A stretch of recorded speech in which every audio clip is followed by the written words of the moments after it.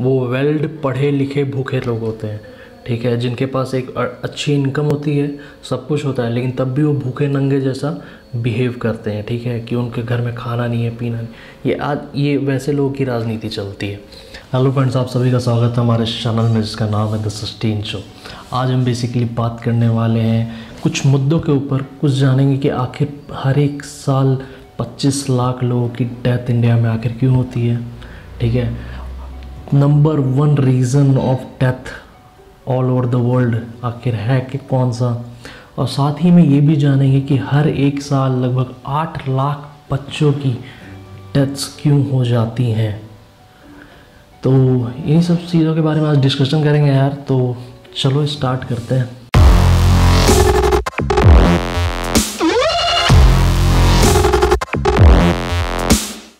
तो आज जिस चीज़ के बारे में हम लोग जानना चाह रहे हैं कि इतनी सारी डेथ्स क्यों हो रही हैं, तो उसका सिंपल सा रीज़न है यार, भूख, हंगर। आपको भी लगता है, मेरे को तो बहुत लगता है यार, भूख, सच्ची बता रहा हूँ।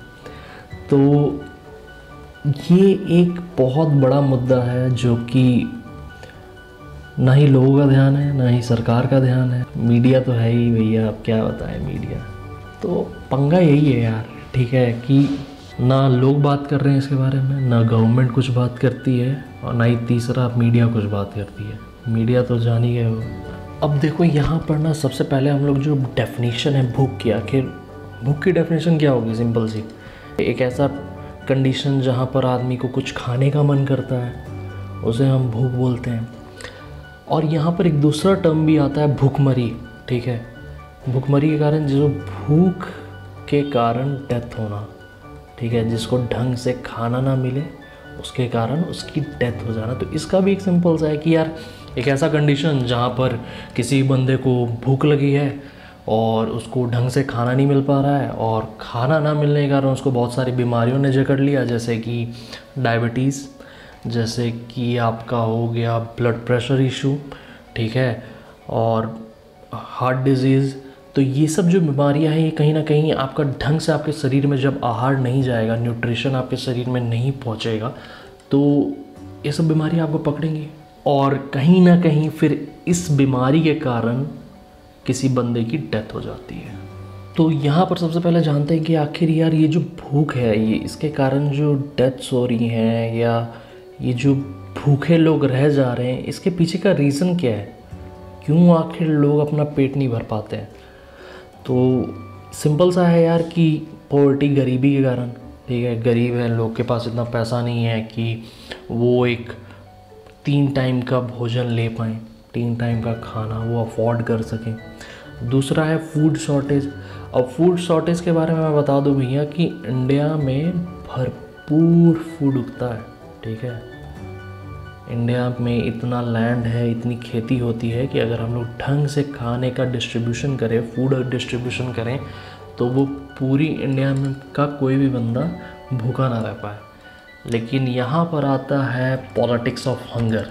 तो ये जो पॉलिटिक्स ऑफ हंगर है, ये जो पॉलिटिक्स जो चलती है, ठीक है, भूखे लोगों की जो राजनीति चलती है, ठीक है, वो भूखे लोग ही कुछ हैं जो राजनीति करते भी हैं ऐसे, ठीक है, जिनके पास वो वेल्ड पढ़े लिखे भूखे लोग होते हैं, ठीक है, जिनके पास एक अच्छी इनकम होती है, सब कुछ होता है, लेकिन तब भी वो भूखे नंगे जैसा बिहेव करते हैं, ठीक है, कि उनके घर में खाना नहीं है, पीना नहीं। ये वैसे लोगों की राजनीति चलती है।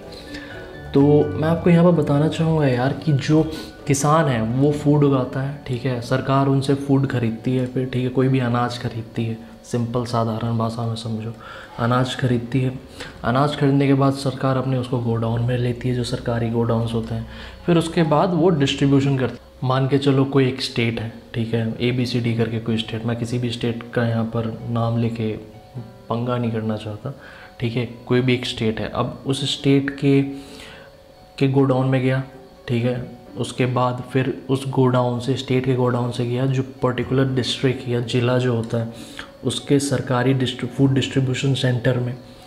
अब पंगा क्या होता है, जो किसान से और जो मेनली जो किसी भी डिस्ट्रिक्ट के फूड डिस्ट्रीब्यूशन सेंटर तक के बीच का जो रास्ता होता है, उसके बीच में ये पॉलिटिक्स खेला जाता है। पॉलिटिक्स का मतलब इसमें क्या है, आप कभी न्यूज़ में आपने देखा होगा कि किसी बंदे ने मतलब बोरी खोला तो उसमें चावल के साथ पत्थर मिल रहे हैं। किसी बंदे का आपने कभी न्यूज़ में पढ़ा होगा तो वहाँ पर दिख रहा है कि जो था कि 5 किलो का तौला हुआ था, लेकिन एक्चुअल में उसको तौला तो वो 2 किलो का निकला। तो ये सब जो चीज़ें होती हैं, यही सब चीज़ें पॉलिटिक्स ऑफ हंगर कहलाती हैं। अगर तीसरी बात करें तो वही आ जाता है पुअर डिस्ट्रीब्यूशन फैसिलिटी। ठीक है, ढंग से जो अनाज उग रहा है, आपने ये भी देखा होगा बहुत सारा अनाज सड़ता रहता है किसी भी गोडाउन में, गोदाम में। क्यों नहीं उसको सही टाइम पे गरीबों तक या जिनको ज़रूरत है मार्केट में पहुंचाओ, या फिर जो एक आपका जो सेंटर बना हुआ है वहाँ पर पहुंचाओ, ताकि जो फूड है वो बर्बाद ना हो, किसी के पेट में ही चला जाए। तो ऐसा नहीं हो पाता है, वो फूड सड़ता रहता है। बारिश में कितना गेहूँ, कितना प्याज, कितना कौन सी सब्जी, अनाज सड़ते रहते हैं गोदाम में। तो यही सब रीज़न है यार। और चौथा है कि मार्केट में अनस्टेबिलिटी होना। मार्केट में अनस्टेबिलिटी का मतलब क्या होता है यार, कि जब तक प्राइस डाउन है तब तक ठीक है, कोई भी गरीब बंदा अपना एक नॉर्मल टीम टाइम का खाना खा लेगा। लेकिन जब भी मार्केट में फ्लक्चुएशंस होती हैं कि हाँ अचानक से प्राइस हाई हो जा रहा है, तो वहाँ पर जो एक गरीबी रेखा से नीचे वाला बंदा है उसको क्या करना पड़ता है, उसको एक टाइम का खाना कट करना पड़ता है अपना। तो जो बंदा ऐसा नहीं कि, और टू बी ऑनेस्ट वो लोग मेहनत भी बहुत करते हैं, है कि नहीं, ये बात समझो आप कि एक बंदा ऑफिस में बैठ के कंप्यूटर के आगे, तो उसका फिज़िकल वर्क उतना नहीं हो पा रहा है, उसका मेंटल ज़्यादा वर्क होता है। लेकिन इधर जो लेबर्स लोग होते हैं, ठीक है, या गरीबी तबके के जो लोग होते हैं, उनमें क्या है, उनका फिज़िकल वर्क भी ज़्यादा हो जाता है और उनका मेंटल वर्क भी ज़्यादा होता है। तो उनको एक पर्टिकुलर अमाउंट ऑफ फूड ज़्यादा चाहिए ना यार। लेकिन पंगा क्या हो रहा है कि अनाज के दाम बढ़ गए हैं, तो उनके पास उतनी सैलरी तो है नहीं, उनकी तो सैलरी नहीं बढ़ रही ना, तो उसके कारण उनको एक टाइम खाना कट करना पड़ जाता है। अब एक टाइम का खाना बंदा मेहनत करेगा और खाना भी ढंग से ना खाए तो फिर वो चलेगा कैसे। पांचवा पॉइंट यहाँ पर आता है यार डिस्क्रिमिनेशन, कि हमारा तो देश ही है जो मतलब अभी भी बहुत से लोग भेदभाव में बिलीव रखते हैं। ठीक है, जाति के नाम पे, धर्म के नाम पे, जेंडर के नाम पे, है कि नहीं, औरतों से भी भेदभाव होता ही है। तो इस भेदभाव के कारण भी जो हमारा जो डिस्ट्रीब्यूशन चैनल है या फूड डिस्ट्रीब्यूशन का जो तरीका है उसमें वो प्रभाव डालता है वो। और ऐसे बहुत से रीज़न है, जैसे क्लाइमेट चेंज हो जाना। ठीक है, पर्टिकुलर अमाउंट ऑफ अनाज यानी जिस टाइम उगना चाहिए उस टाइम नहीं उग पाया, बहुत सारी बारिश हो जाती है तो खेती बर्बाद हो जाती है, बाढ़ आ जाती है तो खेती बर्बाद हो जाती है। ठीक है, जो हमारी जो गरीब लोग हैं उनके लिए जो पॉलिसीज़ हैं वो उतना अच्छे से नहीं इम्प्लीमेंटेशन होना। ठीक है, तो ये सब जो रीज़न है कहीं ना कहीं इन सब चीज़ों के कारण बहुत ज़्यादा प्रभाव पड़ता है भूख के ऊपर। ठीक है, कि कोई बंदा अपना जो नॉर्मल 3 टाइम का आहार है, भोजन है, उसको वो ले नहीं पाता है।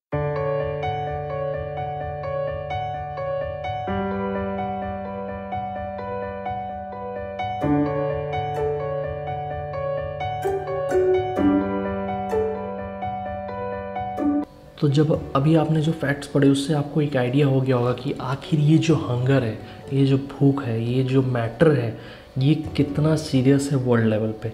लेकिन पता नहीं क्यों लोग यार इसके बारे में बात ही नहीं करते हैं, ये बात समझ ही नहीं आता मुझे। बढ़ते हैं हम लोग अपने नेक्स्ट टॉपिक पे कि आखिर ये जो फैक्ट्स आपने अभी जो पढ़े हैं ये कहाँ से आते हैं, आखिर ये कौन बता रहा है कि भैया इतने साल में इतने लोग यहाँ पर इस तरीके से भूखे रह जा रहे हैं। ठीक है, इतने लोगों की डेथ हो रही है। तो यहाँ पर एक टूल है जिसका नाम है global hunger index. Global hunger index world level पे on the basis of global, regional and national ये हंगर को ट्रैक करता है। ठीक है, मेज़र करता है। इसके आधार पे हमारे को पता चल पाता है कि वर्ल्ड लेवल पे कितने लोगों की डेथ हो रही है भूख के कारण, कितने लोग भूखे रह जा रहे हैं। ठीक है, कितने लोगों को 3 टाइम का खाना तक नहीं मिल पा रहा है। तो ये सब जो चीज़ें हैं, ये सब जो फैक्ट्स आप पढ़ रहे हो, ये कहीं ना कहीं इस टूल के माध्यम से आता है। अब ये जो सर्वे है ये हर एक साल आता है। 2020 में भी आया था। तो आइए जानते हैं अब कि इंडिया का क्या स्टेटस है। ये जो सर्वे निकला इसमें इंडिया कहाँ स्टैंड करता है। तो अगर आपने अभी तक वीडियो देखा है तो आप, जाहिर सी बात है, तो आप जानना भी चाह रहे होंगे कि भैया इंडिया का क्या स्टेटस है। तो ध्यान से सुनते जाना, ठीक है, मैं जो बता रहा हूँ, क्योंकि मैंने जो रिपोर्ट बनाई है उसके अनुसार मैं देख के आपको बता रहा हूँ, ठीक है। तो सबसे पहली बात कि जो 1/3 ऑफ द वर्ल्ड के जो हंग्री पीपल्स हैं, ठीक है, जो भूखे रह जाते हैं, वो इंडिया में पाए जाते हैं, ठीक है। दूसरा, इंडिया में 222 मिलियन लोग हैं जिनकी तबीयत खराब होती है सिर्फ भूखे रहने के कारण। तीसरा, हर एक दिन 7,000 लोगों की डेथ होती है भूखे रहने के कारण। अब पंगा बताऊँ क्या है, अब ध्यान से सुनो। ये जो 7,000 लोग हैं, इनके रिपोर्ट में आता भी होगा ना कि भैया ये भूख के कारण मर रहा है बंदा, तो ये पहुंचता नहीं होगा हायर लेवल के पास कि हाँ इस एरिया में भूखमरी है, क्योंकि उसको तो कोई डिजीज़ हो जा रही है ना यार। इनडायरेक्टली ये नहीं पता चल पाता होगा ढंग से, मरते इससे भी ज़्यादा होंगे, ठीक है, लेकिन ये नहीं पता चल पा रहा होगा कि जो जितने भी लोग मर रहे हैं वो एक्चुअल में भूख के कारण मर रहे हैं, कि उनको खाना नहीं मिल पा रहा है। समझो बात को, क्योंकि कहीं ना कहीं गेम तो यहाँ पर भी खेली जा रही है, ठीक है। बढ़ते अपने चौथे पॉइंट के ऊपर, ग्लोबल हंगर इंडेक्स जो 2020 में आया था, उसके अनुसार इंडिया 94th प्लेस पे स्टैंड करता है आउट ऑफ 107 कंट्रीज के। मतलब 107 देशों में इंडिया 94th रैंक पे स्टैंड कर रहा है, और जबकि इंडिया मतलब सेकेंड लार्जेस्ट फूड प्रोड्यूसर है।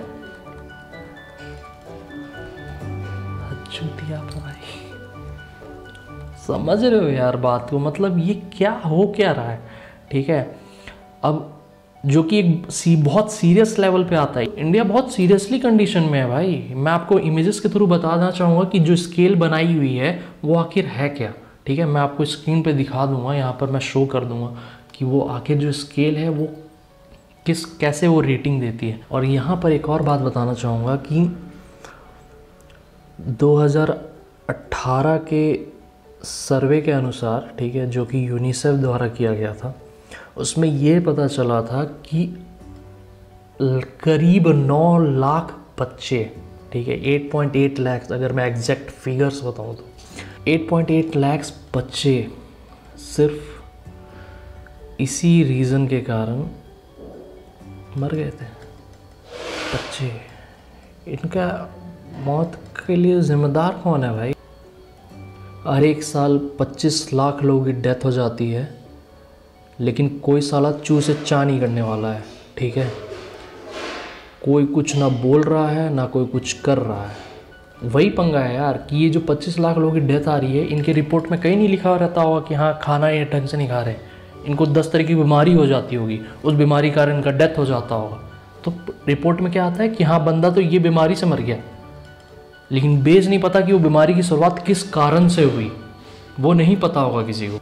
अगर वो कोई पता लगाता भी होगा ना तो उसे लगाने नहीं दिया जाता होगा, या इस चीज़ को दबा दिया जाता है। मतलब साला किसी और का, मतलब के चक्कर में, किसी और की गलती के चक्कर में यहाँ सज़ा कुछ गरीब लोगों को, मतलब वही बात है यार, हर एक चीज़ में साला गरीबी पिसता है।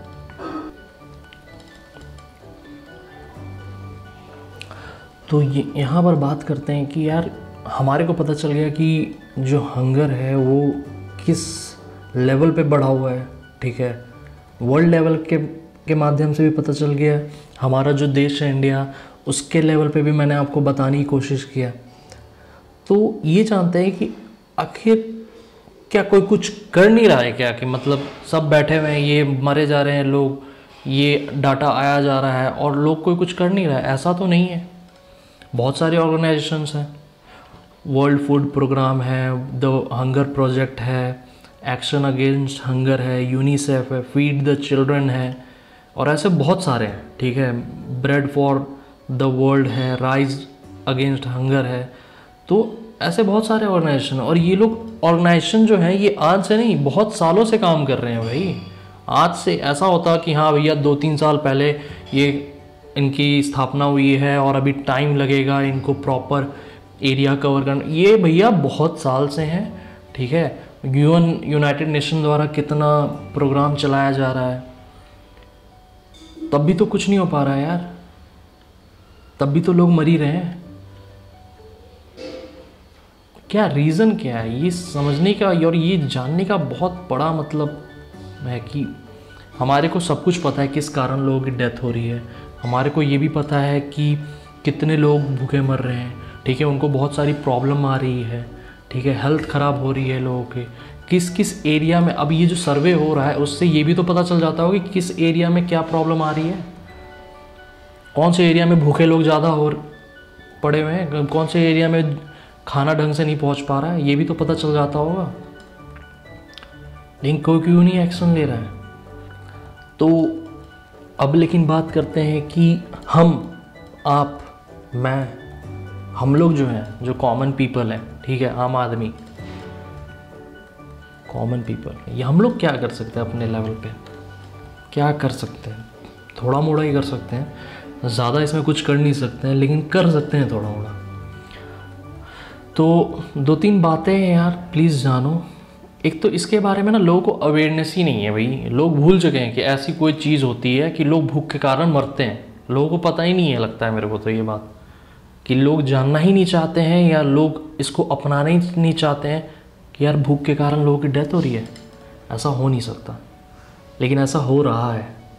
तो ये हमारा और आपका कर्तव्य बनता है, ये जिम्मेदारी बनती है कि आप अपने आसपास के लोगों के साथ इसकी जागरूकता बढ़ाएं, इसके बारे में डिस्कशन करें। दूसरा यार, अगर थोड़ा मतलब पैसे ज़्यादा हों और कुछ अच्छा काम करने का मन कर रहा हो ना, तो थोड़ा फूड वूड ना डोनेशन दे दिया करो, ठीक है। अभी कोरोना चल रहा था, देखा कितना लोगों को प्रॉब्लम हुआ खाने पीने का, बहुत से लोग आगे भी आए हेल्प करने के लिए, ठीक है। तो ये सब जो चीज़ें हैं, प्लीज़ थोड़ा इनमें ना कभी कभार इनिशिएट ले लिया करो। फ़ोटो खिंचाने के लिए मत करना, वरना निकलना भी मत भाई घर से बाहर। अगर सच में करने का मन हो तभी निकलना, फ़ोटो खिंचाने के लिए मत निकलना भाई। तीसरा, आप किसी को पर्टिकुलर थोड़ा सा अमाउंट भी दे सकते हैं, या अगर आपको अमाउंट देने का मन नहीं है, ठीक है, तो आप उन्हें पका हुआ फूड दे दें या अनाज दे दें, वही फूड डोनेशन हो गया। या मैं डोनेशन मनी भी बोलना चाह रहा था कि आप मनी भी डोनेट कर सकते हैं, वो भी एक ऑप्शन है, ठीक है। अगर आपको लग रहा है कि ये बंदा सही है, इसके पास सच में पैसे की कमी है, ये पैसे का दुरुपयोग नहीं करेगा, तो आप ये चीज़ कर सकते हैं। चौथा, आपके आसपास अगर कहीं कोई फूड वेस्ट कर रहा है ना भाई, उसको करने मत दो, ठीक है। ये बहुत बड़ा रीज़न है एक फूड वेस्ट का, मैं इसके ऊपर एक अलग से वीडियो बनाऊंगा। लेकिन आप इतना समझ गए होंगे कि फूड वेस्ट जो है उसको हमें कम से कम करना है। आप अपने घर में भी कम से कम करो, ठीक है। देखो, यहाँ पर जो भी मैं सॉल्यूशंस बता रहा हूँ ना, ये आप एक इंडिविजुअल लेवल पे कर सकते हो। मैं ये नहीं बोल रहा कि आपको सरकार से लड़ जाना है, ये करना है, वो करना है। देखो, सरकार पहले भी थी, सरकार अभी भी है और सरकार रहेगी बाद में भी, लेकिन कोई कुछ नहीं करेगा भाई। लोग वोट ले लेते हैं इस नाम पे, लेकिन करता कोई कुछ नहीं है। मुझे तो नहीं लगता, वरना ये सब फिगर कभी तो कम होती। क्यों अभी तक इंडिया 94th रैंक पे ही है, समझ रहे हो। तो या तो करने में बहुत टाइम लगेगा, इतनी सारी NGOs खुली हुई हैं, लेकिन अभी तक कुछ समाधान निकला नहीं है ना। तो मैं यहाँ पर वही बात बताता हूँ आपको कि जिससे आप एक इंडिविजुअल लेवल पे आप कुछ छोटे छोटे स्टेप्स ले सको। तो इसी के साथ आज की मैं वीडियो समाप्त करता हूँ। आशा करता हूँ आपको मेरी ये वीडियो पसंद आई होगी। अगर वीडियो पसंद आई हो तो चैनल को सब्सक्राइब करें, वीडियो को लाइक करें, अपने फ्रेंड्स एंड फैमिली के साथ शेयर करें। और आप क्या सोचते हैं इस मुद्दे के बारे में, प्लीज़ कमेंट सेक्शन में लिखना ना भूलें। तब तक के लिए thank you and have a nice day.